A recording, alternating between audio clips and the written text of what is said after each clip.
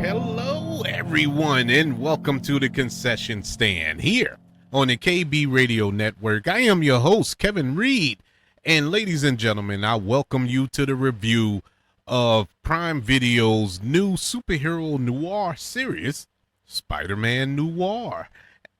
All 8 episodes are now available, whether you want to watch it in black and white or in the color version that unfortunately I had to watch it in. I don't know, I couldn't get my setting. I couldn't find the way to switch it on my TV, but it was just the color version, which was cool. It looked gorgeous, but I wanted to see the black and white version, which I do plan to watch it again in black and white, where it was initially intended to be. And so if you watched it in black and white, I envy you. I really do. I wish I would have experienced it for the first time in that format. But nonetheless, I did get to experience it. Spider-Noir is kind of an offshoot in an alternate universe within the Sony Spider-Man universe. And we all know that Spider-Man, well, is Spider-Man Noir. The character shows up in Into the Spider-Verse, Across the Spider-Verse, and Nick Cage voiced that character in the animated films. Well, now we get the live action version, and Nick Cage reprises the role of Spider-Noir, playing Ben Reilly, an aging down on his luck private investigator grappling with his past life as the only superhero in 1930s New York City, the Spider. When an exceptional case comes his way, Ben must become the Spider once again.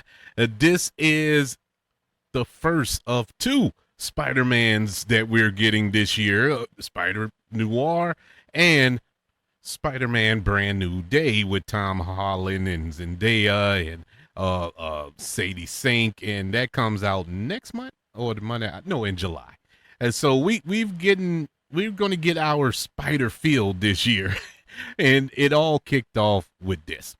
I'm not going to say I was highly anticipating Spider-Noir, but my curiosity more than anything got the better of me. One, huge Spider-Man fan, huge Spider-Man Noir fan. And so I did want to see it, but I was kind of scared. I was a little skeptical with this live action adaptation of the character, because let's be honest, people, outside of Marvel, outside of these Tom Holland Spider-Man movies, there has not been a good Spider-Man movie in a while. They've been fumbling all over the place when it comes to Spider-Man properties. Now, not so much Spider-Man proper, but I'm talking like the Sonyverse, with the Venoms and the Morbiuses and the Madam Webs of it all, Craven the Hunters, God help us. All of these Spider-Man properties have crashed and burned. And so I was scared looking at it from that prism. Now, I wasn't scared to see Nicolas Cage in live action, to a degree. I know acting wise, I mean, we talking about Nick Cage, people. He's going to kill it. He's going to kill it in this role. But I was worried about his age. I was worried about it. Man, Nick Cage is like, what, 60? 60 something? Early 60s? Yeah, he's not a spring chicken no more, And we're talking about Spider-Man. Now, granted, wasn't expecting him to be swinging from buildings, even if he was 20. So I know that much, but only Tom Holland is that crazy. But as far as the fighting and all of the other action sequences that was going to take place throughout this show, I was a little skeptical of that. But I will say this. They did a good job of not only kind of writing that into the show, because he's an aging guy. He's up there in age. They do a really good job of beating that down our head, because you can't help but look at it that way, because they make him look older than what he actually is. Nicolas Cage, he looks beat up and broken, and that's the way that character is supposed to be. But they did a good job of leaning into that to explain that away. before I get more into Nick Cage, let's get to the rest of the cast. You have Lamorne Morris, Jun Li. You have Jack Huston and Brendan Gleeson in this show as well, with many others. But those are our main characters throughout this show. Man, look, bro, this was a stellar cast. I once I got to around episode 3 or 4, I was like, man, this is top notch filmmaking here. This is they really didn't skim on anything. They didn't skim on the cast. They didn't skim on the production. They didn't skim on the visual effects. This was a top notch production. This cast was amazing. Lamorne Morris, fresh off of winning an Emmy for, well, not fresh, it's been a couple of years, but winning an Emmy on Fargo a couple of years ago. Everybody knows him from The New Girl and other shows and films that he has popped up in, but he plays Robbie Robinson in this show, and he has a big part in this show, bigger than I expected. He was like the co-lead in this show, and I was surprised by that, you know, especially we're dealing with, we're talking about the 1930s. Let's not kid ourselves, people. Black people weren't on I would say they weren't nowhere near the top of the food chain. I don't even think they were on the food chain in the 1930s. We're barely on it now. But back then, it was clear discrimination going on. In the show, how dare they actually addressed all of that. They actually went there on these things. Now, it wasn't, you know, social commentary heavy and all that other stuff. You know, we didn't get a whole episode dedicated to the black struggle in the 1930s, but whenever we get those moments, and it was kind of spread out throughout this season, and I was like, man, this is very, very cool the way they kind of incorporated into the story, the overall story of the show. Much respect. Now, Lamorne Morris really leaned it. Him and Nicolas Cage, well, actually the whole cast. I'm sorry, I can't single anybody out. I'll be listing for days. The whole cast. This felt like a noir film. If you never sat down and watched an old black and white detective story from that era, you are sadly lacking, man. You need to really look up these movies and watch an old Humphrey Bogart film, things of that nature.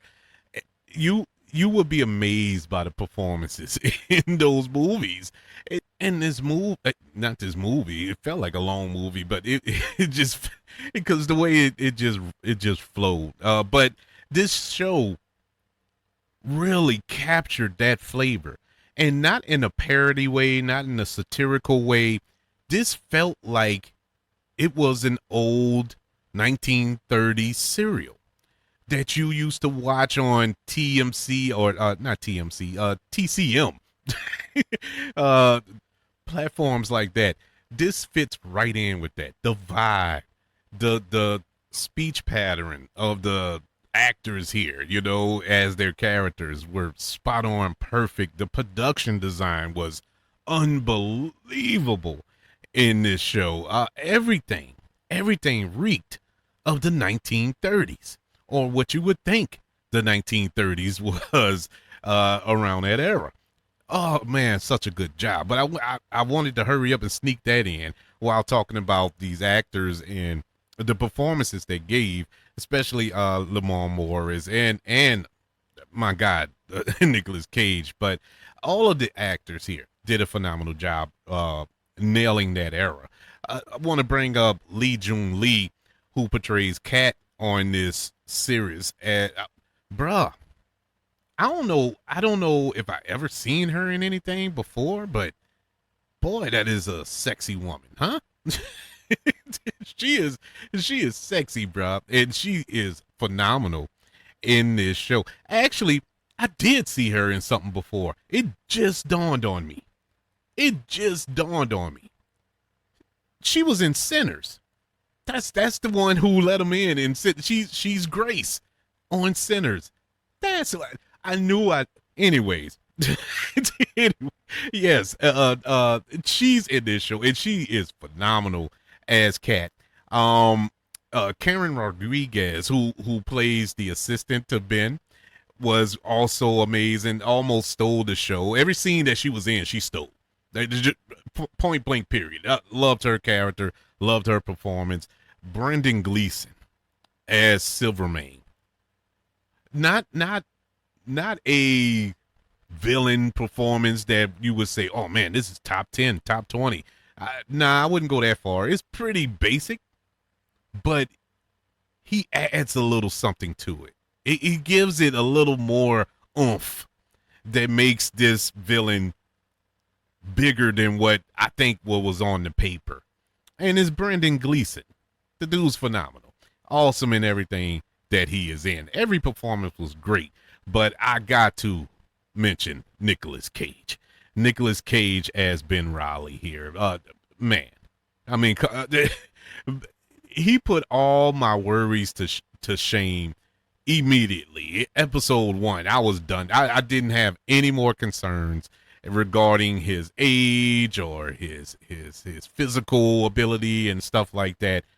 I was done. I was into this character from beginning to end. Nicolas Cage, it's almost as if he's born to play this role. You know, it's almost to the point where this is something that you can clearly see he enjoyed playing this role.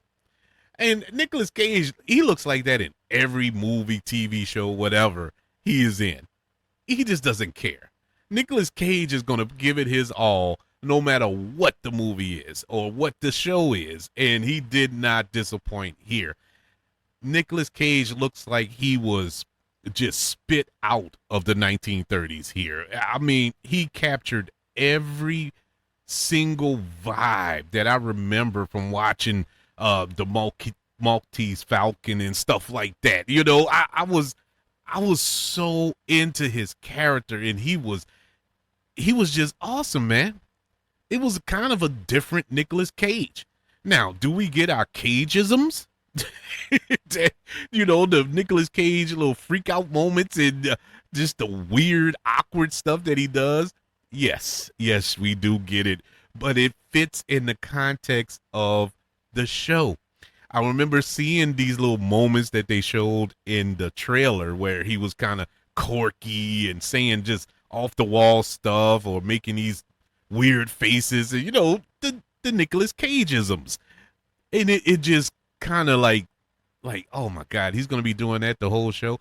But it actually, when you watched all 8 episodes and when those moments come up, it fits in those moments. It's actually working. And bruh, I was impressed. I don't know how I can be impressed by Nicolas Cage, but I was impressed by Nicolas Cage in this role. I love the way they explained the Ben Reilly of it all. Just to give you a little backstory, the reason this show is called Spider-Noir and not Spider-Man Noir, it's a rights issue. This is still owned by Sony, and Marvel has a piece of the pie as well. So you can't be Peter Parker. You can't be Spider-Man on this show. And so the whole spider aspect of it, okay, I was cool with that. But the Ben Parker of it kind of threw me, but they actually explained it on the show. And it makes sense. Now, you had to wait a few episodes to get that explanation.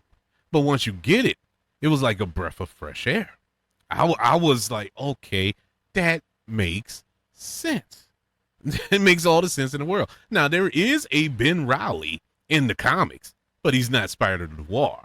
Ben Reilly is actually the Scarlet Spider in the comic books. Going some geekdom on y'all just to educate y'all a little bit. But yeah, and he was a clone. That's why he had a different name. But anywho's, yeah, that's why I was kind of like, huh? Why is he Ben Reilly? But they explained it on the show. The action in this show was really good. Like I said, they did not They did not waste a dime on production here. This had to have the budget of a Avengers type movie. You know, this did not come on the cheap. There's no way. It's you know, just with all of the sets and getting the old 1930s cars. I mean, authentic looking stuff, and the way it looked in all this here, they did not skim on the price of the production. But the visual effects was great. The action was awesome. I will say some knocks I have against it is it felt like we went like 2 episodes, maybe 2.5 episodes where we didn't get any spider action, you know? And now I know it was very heavy on story driven, and I respect it for that. I love that's one of my pluses about the show. But I came to see Spider-Noir, you know, just sprinkle that in there a little bit more, you know, during these moments. I would appreciate it more. But yeah, it was moments throughout this season where he disappeared, the spider, not Nicolas Cage, because Nicolas Cage was in every single episode, heavily featured as he should be, but not so much as the spider. But like I said, this was more story driven. It wasn't action driven. And I loved the story. The story was really good. The villain was very convincing as the villain. Subplots all lined up with our main plot.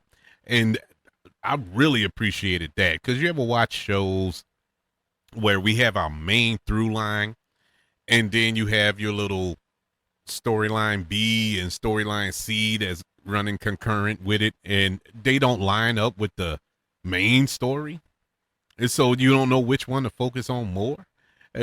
Whereas in this case, all of the roads lead to our main story, and it was so good, so much of a joy to watch that. You know, easier to pay attention to. But I really did enjoy this show. This was a really good show, surprisingly good. And I shouldn't be surprised by it, but I was. And I don't know if that's for me being naive or what. I don't know, or protective of my feelings. I don't know. I don't know what it was, but I was surprised on how much I enjoyed Spider-Noir. Spider-Noir, which is currently on Prime Video, starring Nicolas Cage, gets a letter grade of a B+. Yeah, I did like this. I like this a lot. This is one of those shows I can go back and watch over and over and over again. The rewatchability on this is through the roof for me over here. I highly recommend it if you haven't watched Spider-Noir. But I would like to know, if you have watched it, how did you feel about the show? Did you like it? Did you love it? Did you hate it? Let me know. kbradiopodcast@gmail.com. You can also search for the show on all social media platforms. Just search for the KB Radio Network. Also, don't forget about YouTube. Subscribe to the KB Radio Network channel and like this video if you don't mind. Don't forget about the 5 stars, the reviews, and sharing this show. If you're listening on Apple Podcasts, Spotify, iHeartRadio, wherever you are currently listening to the concession stand here on the KB Radio Network. Everybody, thank you for joining me for this review of Spider-Noir. I don't know if this is a one-off, if we're going to get a second season or not. I don't know, but I would say it deserves a second season. But it looks like it is expensive to make this show. So I doubt it, but if this is a one-off, I'm glad that we got it. If we are getting a season 2, I can't wait for it. I want you all to know that I love you. Continue to love everyone, and until we speak again, you all be blessed.